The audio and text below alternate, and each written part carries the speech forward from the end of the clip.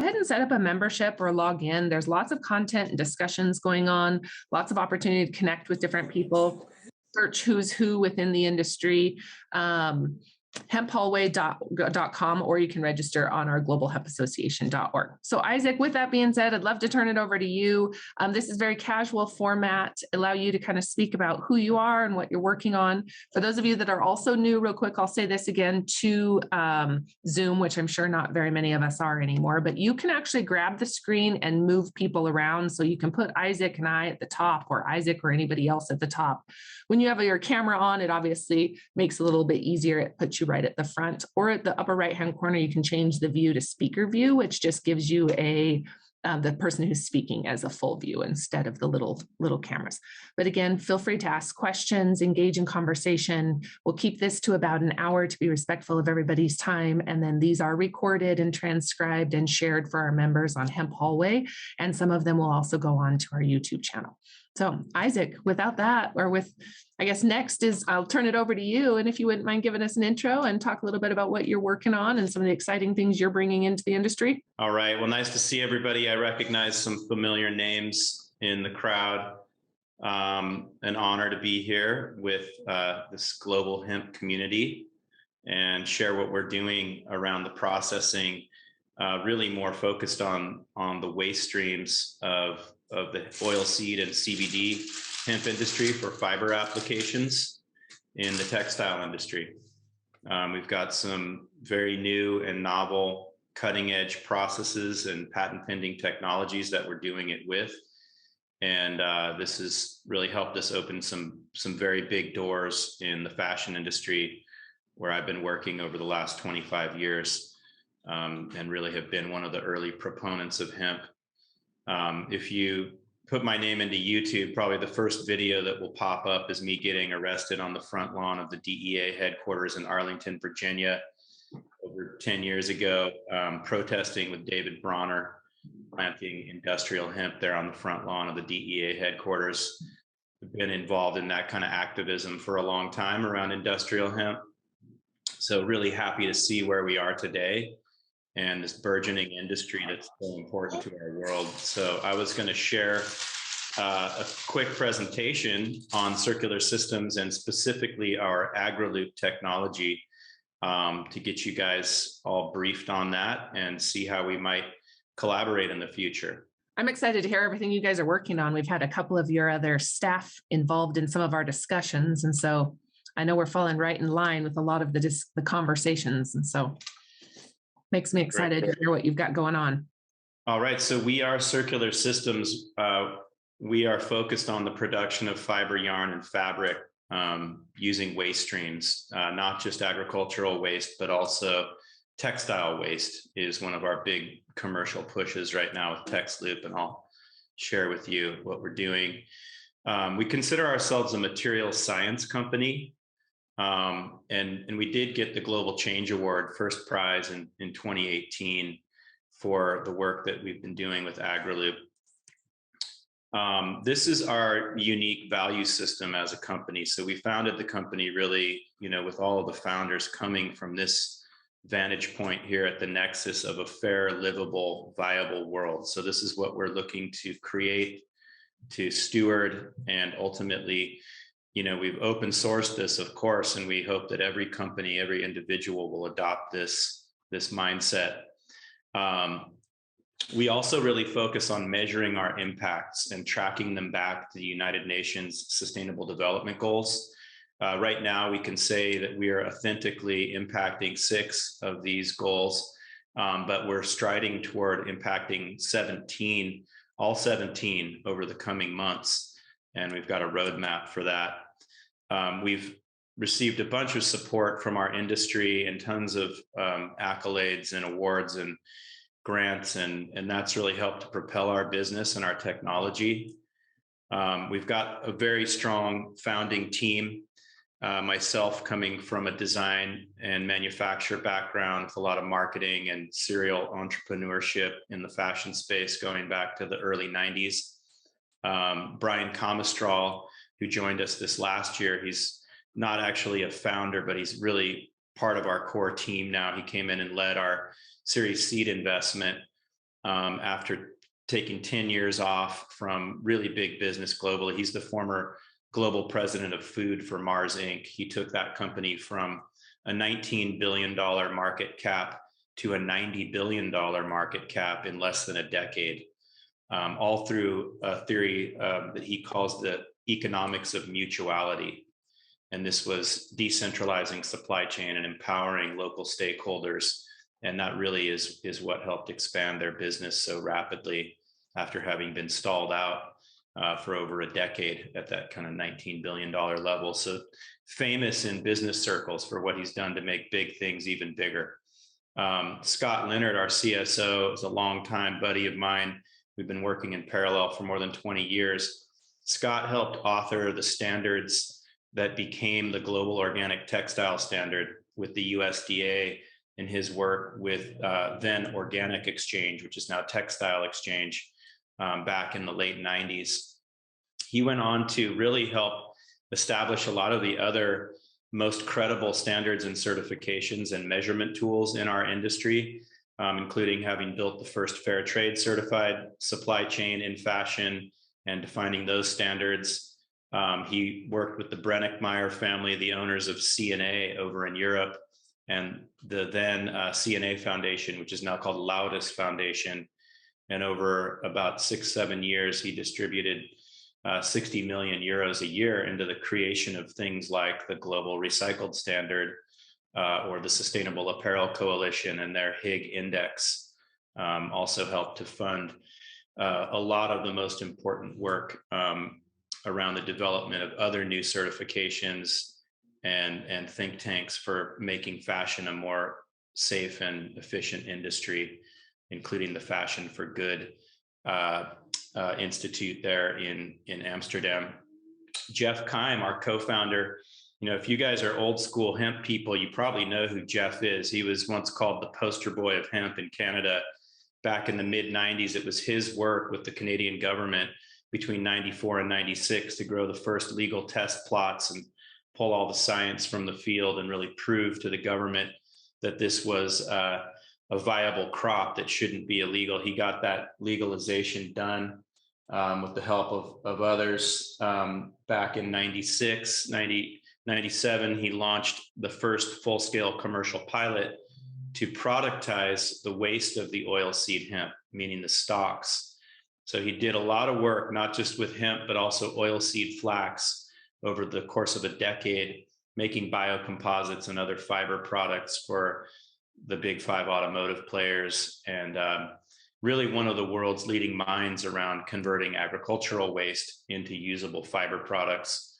Originally, he was a plastics engineer by training who got a couple patents early on in his career, and then realized he was attached at the hip to the oil industry, and then made that switch, went back to the farm where he was raised in Southern Ontario, and got hemp legalized, really kicking it off for North America, I would say. So this strong team is what stands behind our 3 core technologies or new materials platforms: the AgriLoop, which I'll take you through in detail today, as well as a new patent pending yarn spinning technology called Orbital, and then TextLoop Recycling, which is really our big commercial engine that's fueling the AgriLoop right now. And that's where we're recycling all the waste of some of the biggest fast fashion players and sportswear players in the world, working on 3 continents. So just take you right into the AgriLoop. First, maybe I'll open it up for questions just on, the general business and the intro there. If anybody has questions or comments, please throw them out there. Guy, I saw you had a carpenter about a gentleman wondering if somebody else was still with your organization. Let me look real quick. Let's see if I can scroll up here and find it. I don't know if that was Yitzhak. Is he still with Circular? Was he with your organization? No, Yitzhak resigned last year. Yeah. Are your textiles fully compostable? And if so, under which circumstances? That was a question that just came in. Maybe you're going to get to that. Absolutely. Yeah. Fully compostable. These are natural fiber products. Awesome. Anybody else have questions that they'd like to ask real quick before we move on? Go ahead. Remember, you guys, if you do have questions, feel free to raise your hand. It'll show up on our screen or pop them into the chat. We can ask them as we go. Yeah, and I'll try to be mindful and pause here and there so that we can have more of a conversation here. So with the AgriLoop, we've really managed to do, something new in the world of hemp. This long-standing industry that I've personally been operating in for over 20 years around fiber is really, it suffered from really bad environmental scores if you look at the fashion industry measurement tools like the Higg Index. And that's because, the majority of the processing in the world happening in China is done in facilities powered by coal and through inefficient systems that are very energy intensive and water intensive, and maybe not the best wastewater management, and the use of things like sodium hydroxide as the core softening agent for refining the fiber, which has really big implications on water. And so, we're big supporters of hemp. And I personally know that it's one of the foundational keys to regenerative agriculture systems, to carbon drawdown, and ultimately to a safe and healthy world for our kids and all future generations of all species. So we're behind it. And the AgriLoop for us is this chance to unlock it in a more meaningful way, but it's also applied to many other feedstocks. So hemp is a jump off because it's really where we've come from as founders. But we're also processing a lot of oilseed flax already. We're about to commercialize pineapple, et cetera. So it's this concept of creating a fully closed loop, off the grid system that runs on waste, and even the biochemicals that we use to upgrade the fiber being created from the waste itself. So it's actually not a food processor, but we are producing natural fiber, not viscose. We want to really make that clear. So cottonized natural fiber is our goal, so that can go directly into the world's global spinning infrastructure seamlessly. So to break down a little bit more about the mission here, it's going after this massive problem in the world. 60% of what we grow is left in the field to be burned or to rot, far more than can be composted or fed to animals. This is endemic around the world. And so the burning of crops in the US and India alone creates about upwards of 26 gigatons a year of climate impact of carbon via the carbon monoxide and CO2 production. In the tropics, where you throw stuff into a ditch and let it rot, the methane production is even worse for our climate impact through agriculture. So this chance of grabbing that carbon and productizing it rather than letting it go up into the atmosphere and sequestering what's left, this is really what the AgriLoop was created to do, and also to solve this problem of dependency on cotton as our core natural fiber in the industry. So these are the feedstocks we're after. Those top four there you see are what we're already in the process of commercializing. We've launched with hemp as our main product. That is our roots, and it will continue to be probably one of the biggest categories of biofiber production. But this is a quick look, in a simplistic way at what we do. So we work really closely with farming communities, co-ops, regional governments to set up off-taker deals for waste streams and give farmers more income for what generally is a liability or a product that's very low value and being downcycled. We then take it into, what I would say is a higher level of dry processing steps through the expertise of our co-founder and COO, Jeff Keim. So this dry processing it's more than decortication. It's moving into additional fine opening steps that are really important to achieve a fiber quality that's tangible for textile applications, even from fully lignified crops. Finally, we go into the literal secret sauce, which is our proprietary bioappropriate chemistry, where we soften and refine that fiber. And from there, we take that cottonized fiber through the rest of the known textile industry. Right now, we have two modes of processing. So we have a waterless process, which relies on Jeff's expertise We're getting our LCA for this currently. One of the main inputs right now is CBD hemp from Germany, grown to organic standards, but not yet certified. This CBD input is really proven to be ideal for us because of the dense format planting that's done in Europe, as opposed to the Christmas trees people are trying to grow out here in the US in the CBD market. We really see that change coming soon, hopefully, to this side of medical hemp in the US, where people begin to grow in a more traditional dense planting to get that CBD extract rather than trying to grow like cannabis. So this is really kind of a breakthrough product. This is drop shipping into a lot of big scale denim production and even now into circular knits. On the flip side, with our wet processing, so this is where we do use this bioappropriate chemical approach. We're processing many different feedstocks and actually creating a really refined biofiber. So this is what we call refined plus, and you can see snapshots of the quality we're achieving with both oilseed hemp and oilseed flax there to the right. And the CBD hemp is coming out even nicer. It's a quick overview. This is kind of a wordy slide here, but it shows you really the kind of inputs that we're using, what were the purposes of these crops, the way that we're refining, and the type of certifications that we're applying. So we work with the ISCC to identify the carbon offsets and really the origin of the fiber, and ZDHC compliance for our wet processing. And ultimately, we are working on a new standard for the industry around defining crop residue. So this will be the crop residue standard, much like the global recycled standard. And that's the work of Scott Leonard on our team. So we're producing a big range of yarns, actually all the way to 30 singles now in our European production.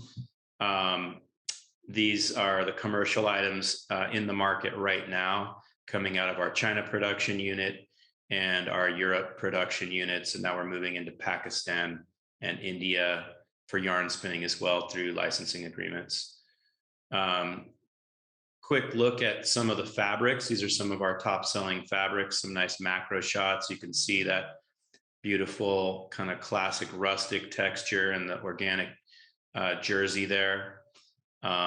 Really clean effects and wovens, and we're really known for achieving a premium quality with a lower value form of hemp input. So these are not purpose-grown fiber crops. That's really what I want to emphasize here, is the AgriLoop's concept is to go after waste streams or residues and take them into higher value applications than just non-wovens or pulp and paper. So we first launched the AgriLoop at our return to the Global Change Awards with a Vogue India editor, Bandana Tawali, made this hemp silk dress, a really classic fabric design, blending a hemp organic cotton from our biofiber in the weft with a silk warp. So we made this really elegant dress. People thought we were going to show up with some canvas or something, but we came a little more fancy for the world premiere. And then over the last year, we've started to roll out big commercial programs, launching with H&M initially, moving into Madewell and a bunch of really cool hipster fashion brands. And we are branding, as you can see, in product. It's a condition of using AgriLoop biofiber to use our branding. So you can see printed in garment labels describing what's going on that H&M conscious label. You can see that they're circled, and then hang tags, of course. So it's really important, this storytelling and defining AgriLoop biofiber as something new and unique, because the impacts actually, compared to conventional hemp, are far lower. In fact, what we're striving toward is a truly beneficial or regenerative impact with the ultimate iteration of our system. You can see some of the other products in market here that came out with H&M over the last several months. And beautiful stuff.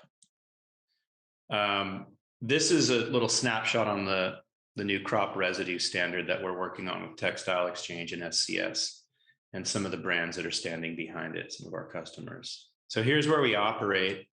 We're originally founded in the US. We do have a Canadian entity as well, where we're doing a lot of R&D in conjunction with the Canadian government. But in terms of textile operations, we're working with offices and new entities and licensing partnerships in all these regions that you see here. So the core manufacturing regions of the world.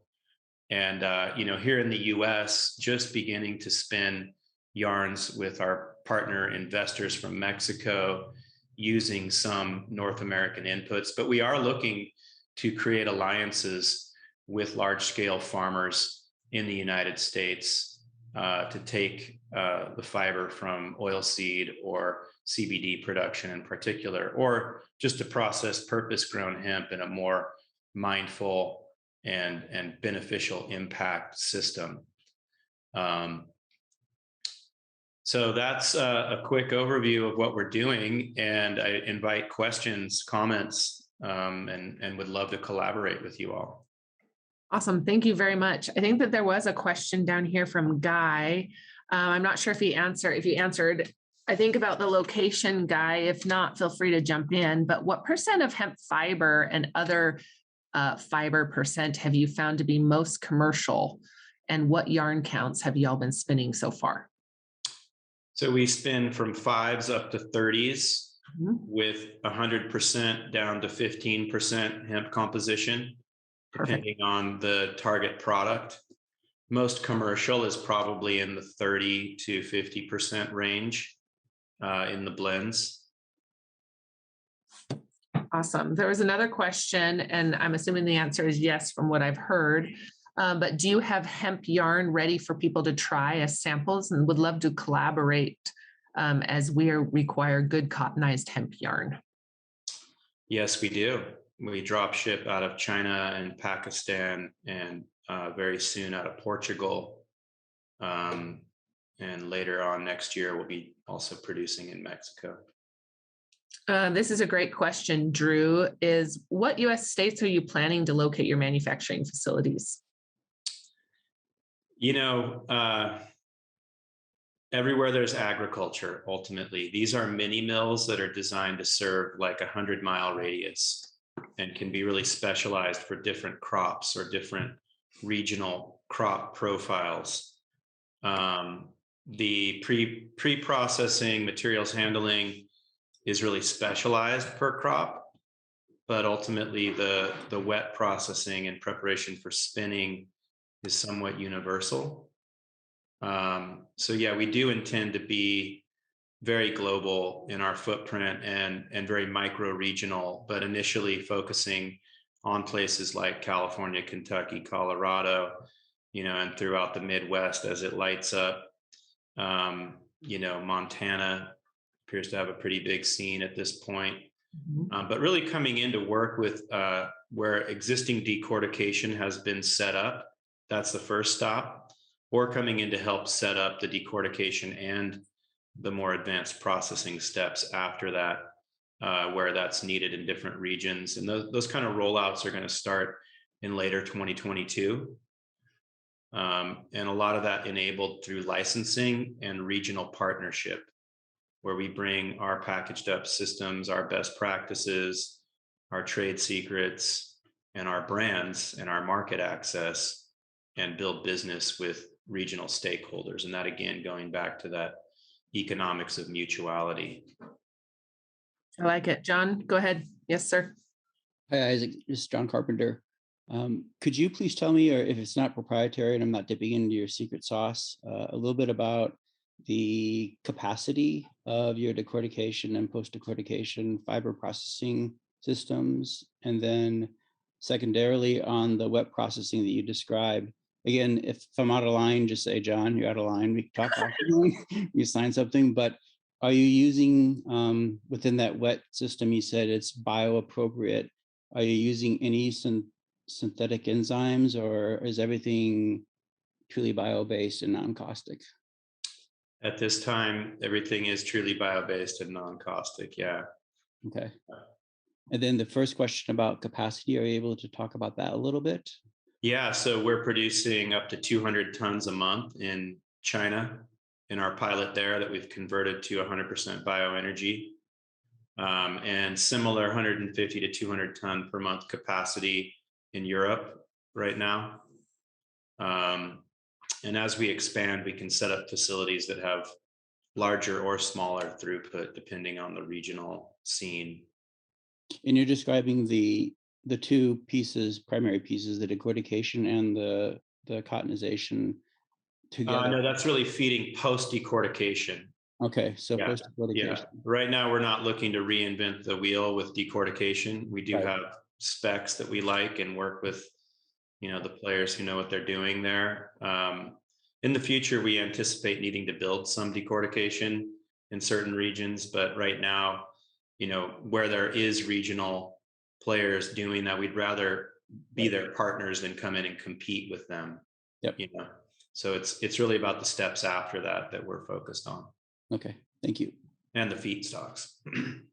Awesome. Great questions, you guys.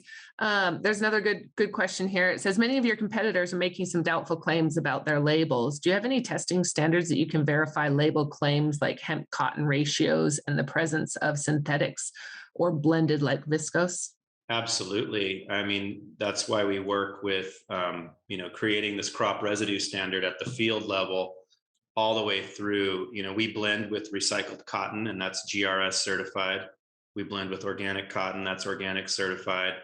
We do rigorous testing on all of our yarns and fabrics, not just for composition or any contamination, but all aspects of strength and hairiness and neppiness and burst strengths. And, a big array of testing is required to work with the global brands that we work with.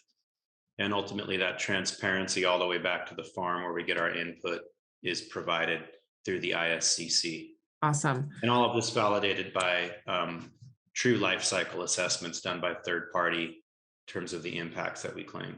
Awesome. I'm excited as those really start, more and more LCAs start coming out, being able to share those and collaborate on that knowledge and information.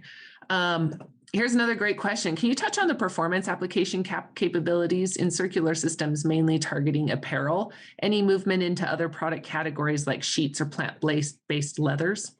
Right now, we're really focused on fiber and yarn for apparel, footwear, and accessories applications. We don't really seek to be laminating and creating faux leathers, but we do have deals on the table to provide fiber for the backing of some of those materials.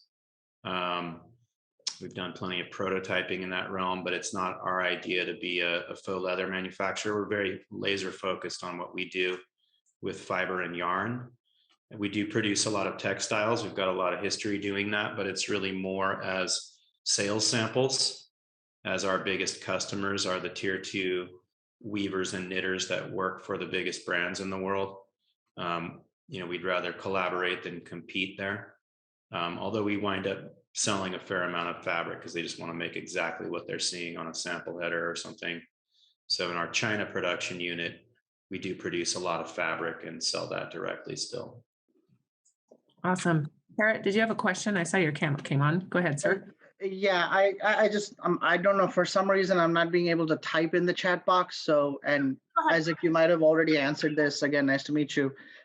So in terms of regional partners that you're looking for or working with companies regionally, we're trying to obviously do something in Pennsylvania. So do you have like a set of exactly what you're looking from a partner, or kind of like the establishment that you're looking for in order to move forward with anything of that sort and further discussing that?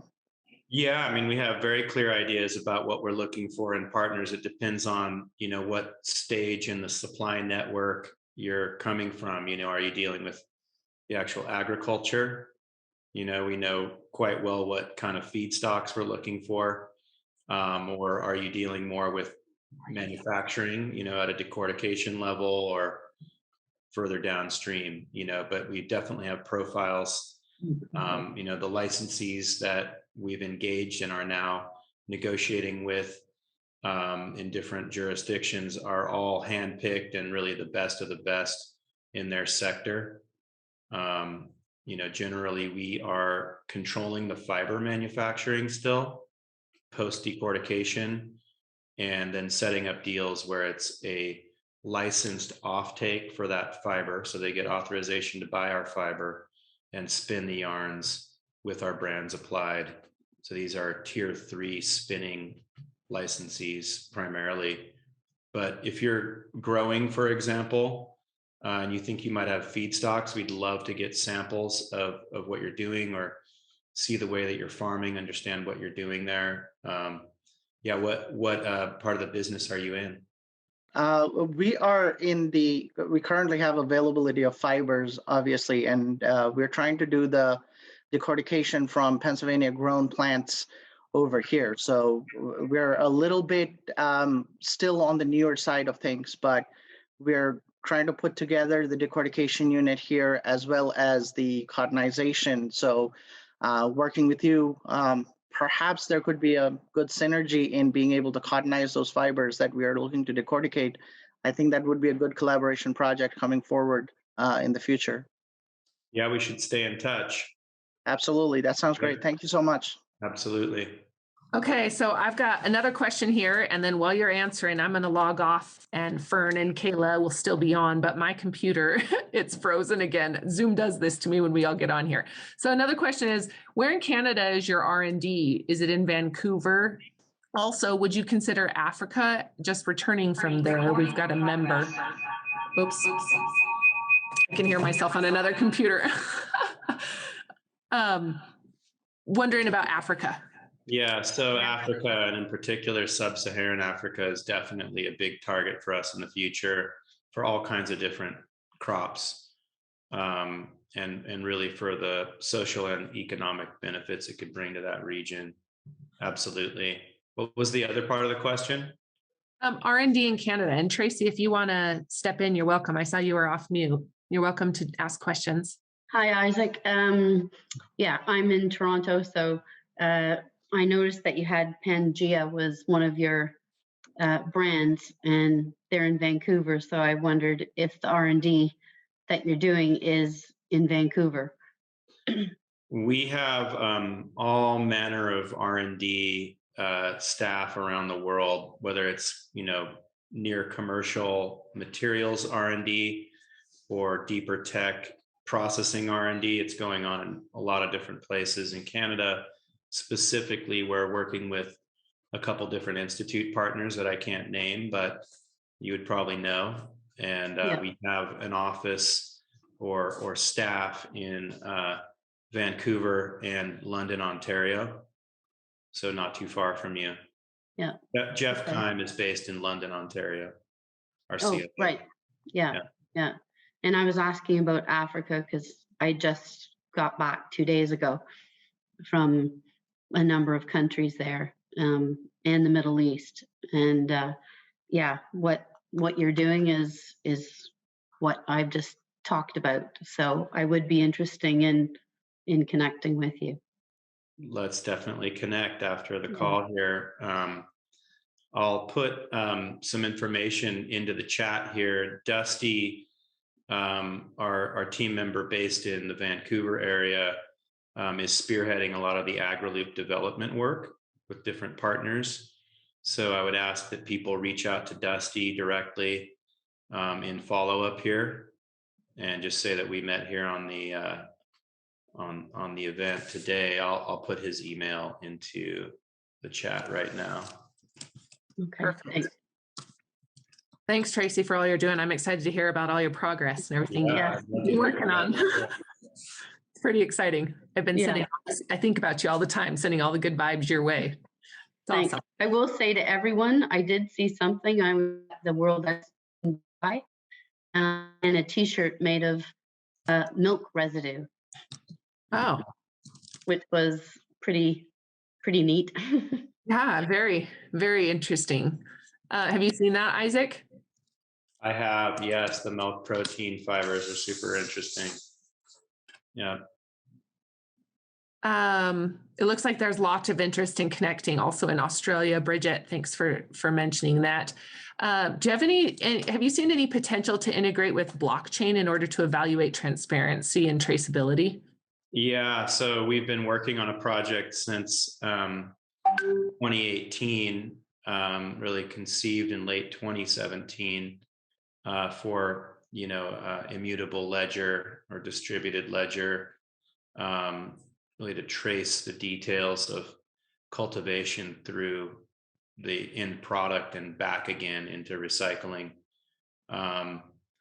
A big project and ultimately several different partners involved there. But I think that the future of real accountability in our industry is going to be reliant on distributed ledger, as our, pretty much every industry. But yeah, some interesting forthcoming technology there. And, there's lots of players out in the world right now doing different parts of this. But what we really need is an integrated system that can take it all the way through supply chain and the consumer's hand and bring that trust to the consumer and the full transparency of everything that's gone on with that product. And then ultimately be able to trace that product back into recycling and reproduction. So that's a big goal. Awesome. Let me ask one more question, then I'll turn it over to you, Perky. What about, are you able to comment on expected price regarding or price per ton? Any expected pricing? Well, right now we're operating, with a range of prices depending on the feedstocks and whether it's the refined or refined plus product. I think the fiber prices right now in Europe are ranging between somewhere in the 350 euro per kilo kind of range for the refined, and refined plus going up to 556 a kilo depending on volume and feedstock. Yeah, and then we see other fibers like pineapple and flax and things like that coming in totally different areas price wise. I love the pineapple talk. It's very exciting. Perky, go ahead. Thank you so much, Mandi. Hi, Isaac. I was just wondering, I'm pretty sure I heard you say that you were looking for large scale farming partners, and I wondered if there were specific states that you were looking for. Not really specific. It's more about the style of cultivation and the nature of your crops. Yeah. Are you farming? Yeah, we have quite a bit of farming going on actually, and we're looking to build partnerships with people exactly like you. Where are you located? We've got California, New Mexico, Colorado, and we're spanning out from there next year. All right. Well, the West is close to home for us, so love to talk and see samples of what you're doing. Are you already aligned with decortication in some of those areas, or? Yeah, we're getting there. That's been a little bit of a, struggle like everyone else, but yeah, we've got some plans in the works. Yeah. Just the lead times alone on equipment out of Europe are so long. Bingo. Yeah. That's the pain. We're all feeling it. Thank you, Isaac. Thank you. Let's definitely connect you with Dusty, whose email I put into the chat here. Okay, will do. Thank you. And then, yeah. Awesome. Does your material need to be degummed or raw post-decorticated bast fiber acceptable?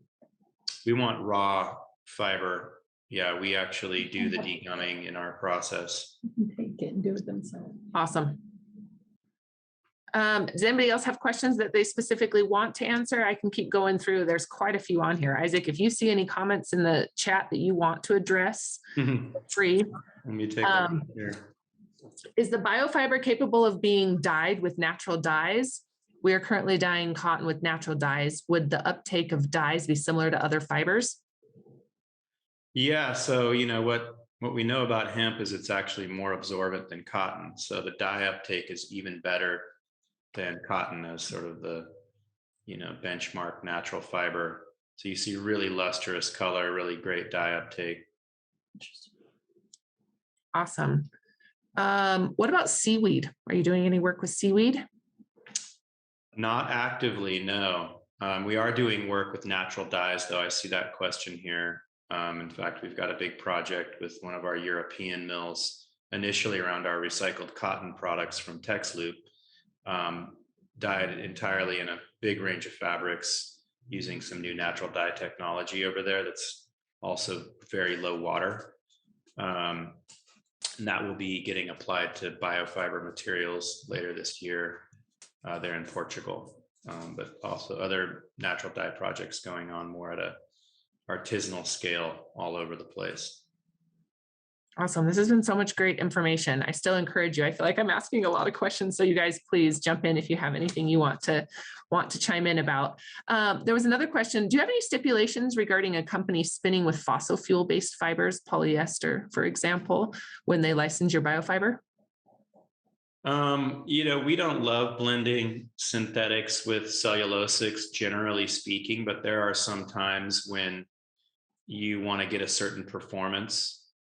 However, we do have spinning technology that we would consider best practices to avoid staple polyester being used, or if it is being used, preventing it from falling out of the yarns and fabrics and creating that fiber fragment pollution that's so destructive.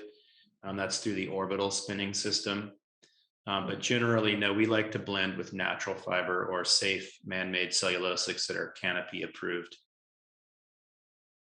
Awesome. That is our focus, yeah. Are your textiles fully compostable? And if so, under which circumstances? I think we kind of answered that. And is the compostable backyard or industrial? You can compost at any scale with natural fiber. So it's not necessarily anaerobic or aerobic or backyard or industrial. It's just compostable. Awesome. Okay. So anything else? I guess I'm curious as far as advice. What do you think the industry needs to hear, the textile industry or the hemp industry themselves as they're moving into the textile space?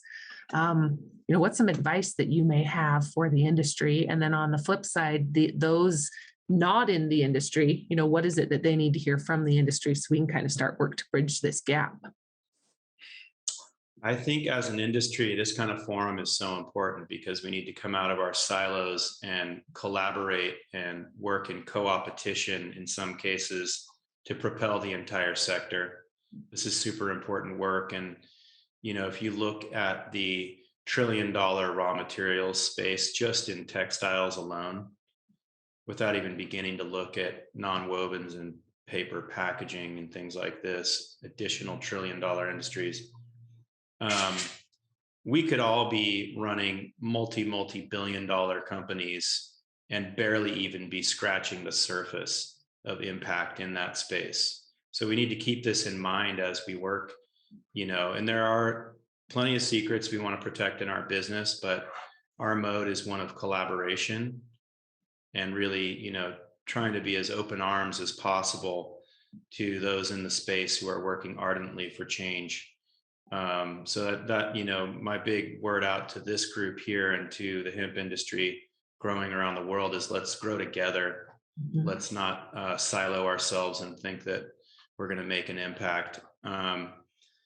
And then to the outside world, the destigmatization of this crop, right? After decades of being stigmatized, we have a long way to go. And you'd be shocked at even an industry as edgy and hip as fashion, how only in the last couple of years has hemp become a word that's not like taboo somehow. Mm-hmm. It's amazing. I mean, you could even have been in Amsterdam talking about hemp and had people roll their eyes at you just a few years ago. So in the greater fashion industry, it's finally being realized as an important input. And I can tell you, we're building demand that's just off the charts. So we do need to have collaborators in agriculture, in pre-processing, in downstream manufacture. We want to share what we do and license it with the right people in the world. So Is our mode. But right now, like, what can we do to have a global information campaign that destigmatizes hemp? Kayla, I'm sitting here in the kitchen of Kayla's house and she's raising her hand because this is a conversation that comes up through the association all the time, and is part of an initiative that we really want to focus on is just what you said, creating that consumer demand that's driven with this destigmatization or normalization. How about that? Normalize. Yeah. So I think that we have a really strong advantage in that the younger generations who are rapidly becoming the biggest consumer base, and even, Gen Y, really much more open to the concept of hemp in products now. And almost, you could say it's being sought after at this point by the younger generations. I think it's us Gen Xers and older who've been really suffering from the miscommunication and disinformation over the last so many decades, more than anything. But yeah, fashion is a vehicle, you guys, and we are getting the word out there through fashion.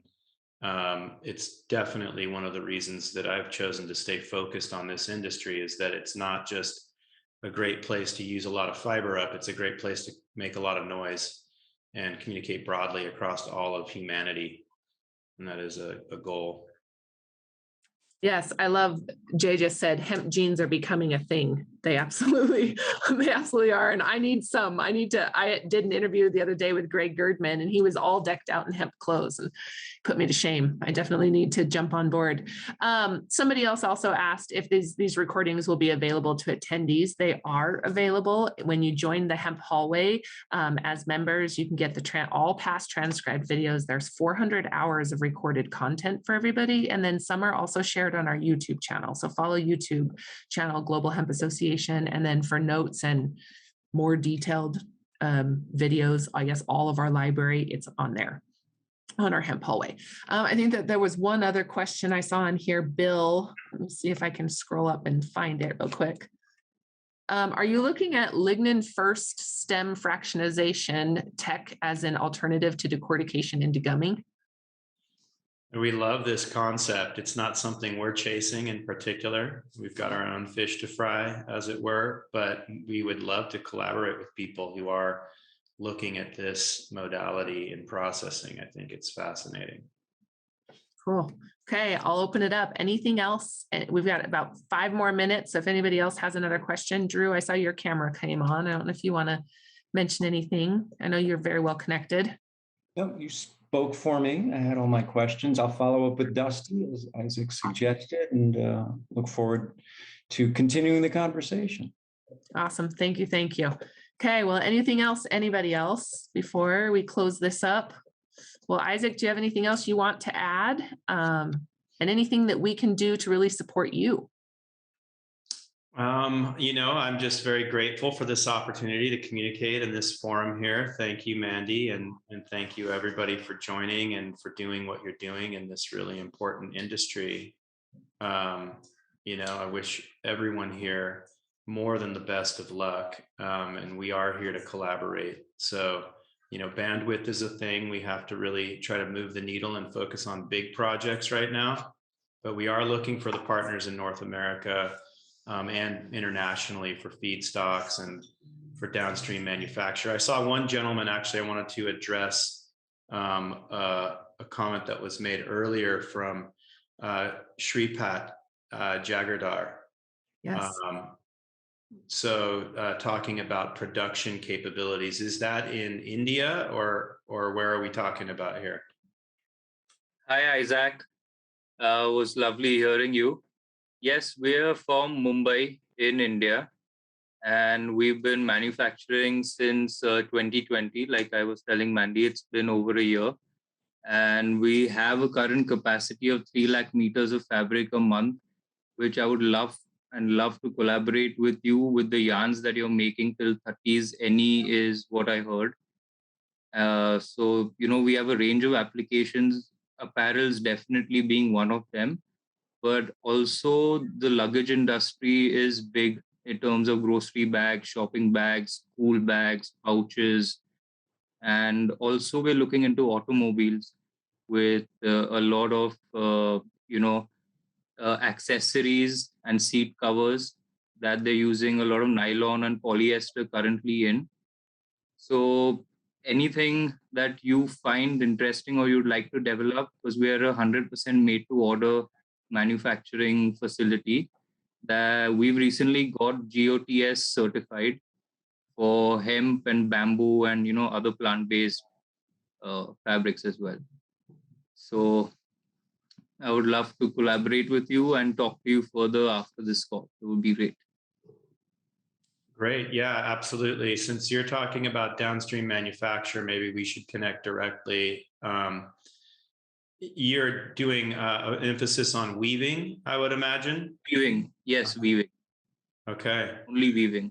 All right. Yeah, we have our India company set up, and we're spinning with some of the larger spinners in India right now, really focusing on text loop recycled cotton initially, but our yarns being spun in Europe will be flowing into India. We're already drop shipping yarns from our China production unit into India. So we'd be happy to get you some samples and start some development work together. Yeah, that would be awesome, because currently we have at least a 3-month waiting period on hemp yarns, majorly from China. There is some shortage that they're facing. So, the sooner the better. We can drop ship immediately.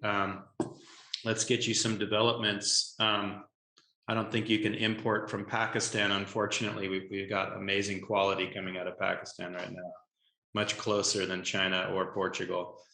But yeah, please tap me directly. I'll put my email here in the chat.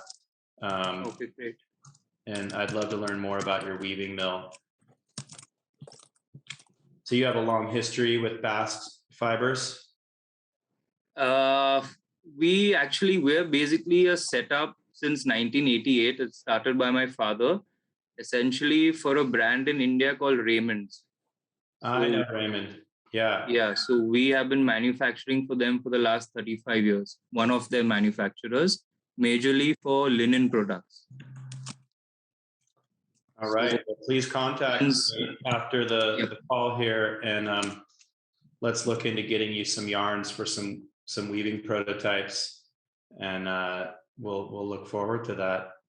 Okay, this is why I do what I do. This makes me so excited to see you, like the opportunities open up, the connection open up. Please don't hesitate to contact each other. Another great way to do this is after our meetings, make sure you guys set your profiles up on the Hemp hallway, because you can set chats and share information you want to share. So when we get off of this, there is an opportunity to join other chat groups or connect with each other and grow from here. So that's a tool. Isaac, thank you so much. Again, I'm really excited. I saw that there were a couple of other, Jerome just asked, let me see. What variety is being sought after for textile feedstock? And no specific cultivar. More, we prefer dense planting and harvest, before seed is fully hardened. Although we're using a lot of fully lignified oilseed crops, but for us the dense planting requirement is really there. The CBD that's being grown in the US with a lot of spacing between the plants. I think ultimately people will realize that that is a really inefficient way to grow from a labor standpoint, and that you can actually get more biomass per acre or hectare with a real densely planted crop. But yeah, we're looking for, ideally on the young side, very densely planted crops. CBD is ideal when it's harvested just before any seed is formed. That's how we're getting a lot of good quality. But really, we want to know, what the profile is of your cultivation, and get in there and help with some best practices, even if that can improve. I would say a multi-purpose crop. Ultimately, we don't want to see the stalks of oilseed or CBD hemp seen as a low value thing. We want to make them a high value thing in the world. That's what we've been successful with so far. It's time to scale it up. So All of our inputs currently are coming out of Europe and the Far East. So we're really ready to bring it home here. And I love all the farmers and people involved in agriculture here on the call to get in touch with Dusty, who's really in charge of the business development and review of fiber quality and things like this. And hopefully we can work together. Awesome. Well, we've got a big group of farmers. And so however we can support you and however, I mean, there's so many people on this call that are well connected to not just a couple, but large numbers of acreage, and to be able to provide them a resource or a way to offload their product, and for us to be able to get it, more of it in the ground, would be win-win for everybody. So thank you very, very much for everything you're doing and what you're doing for the industry. It's been exciting to hear today. Any other questions before we turn this over and say goodbye today? Going once, Just my going question. twice. Oh, I just got to ask. Hey, I'm on mute, Kayla. You're Hi. all right. Are you muted? You're good. There we go. We had to get rid of the feedback. Hi, Isaac. Thank you so much. And thank you for everybody else for being here. So I just had a quick question on these very tall canopy style grown fiber crops, these densely grown crops. We have some out in California that recently hit over 24 foot tall. Is that an ideal type of fiber for you, these very long, tall fibers, or does it really matter at all? Fiber, actually, we've been there with Tom Pierce and checked out what he's up to. And yeah, that's that kind of dense planting where we want those plants racing and creating a really long internodal length. And, one top on the very top of the plant doesn't need to be over 20 feet by any means, could be 6 feet, but it's just that dense planting is really important, so that you don't have this really short internodal lengths, right? Yeah, that's an important factor for some quality fiber. So ideally growing these tall fiber crops is ideal for the farmer because they can get more, they're planting densely already. These are canopy growth style. You go under them and they block out the sun, style growing practices. But it's really more ideal for the farmer. You guys could take it either way, but if a farmer is growing for the purpose and it's not a secondary revenue stream, the taller they can grow is better for them, right? As long as they can still produce a quality fiber. In our viewpoint, right? I mean, there's some new equipment that'll be needed for crops as big as what Tom did there near Lemoore, triple sickle bars and things like this, and pulling those tops right off the very top of it way up there in the air. But that is ultimately, I think, where it's going, I mean, and really that kind of amazing growth, that's the California breadbasket at work right there, perfect climate and, really amazing. They did that with less than 18 inches of water applied in the season. I think they overwatered it, honestly. Stuff was out of control, but they got about 8 tons of biomass per acre, which is like unfathomable. Like that's a lot of biomass. I think in Canada, where you've got a much shorter growing cycle, what Jeff has been dealing with for years with the oilseed varieties up there is more like, 2 tons per acre would be a lot, So anyway, that kind of growing, I strongly encourage people in the CBD industry, as that really kicks back into gear here, to consider dense planting and new harvesting techniques that automate it and get you a really great ancillary fiber product at the same time. And we'll be there to take it. So hit us up, please. I really appreciate everybody, like I said, coming on, get on and join the Hemp Hallway. I appreciate those members of you. I see it's so many of you on here that are members. Please don't hesitate to reach out. If there's anything that we can do on our team to drive connections, to bring the audience, bring people like Isaac that you guys are looking to learn from or really collaborate with, let us know. We've got schedules. We're booking people to schedule for speaking. What are you laughing at me for? Oh, I was laughing.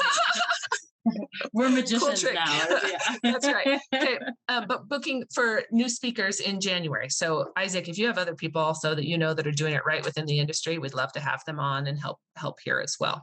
So other than that, thank you guys very, very much. And we'll see you next week for our series. Watch out for our newsletter. It'll come out on Monday and Tuesday this following week. And besides that, thank you. Thanks, everybody. Isaac, thanks, sir. Yeah. Bye. Bye-bye.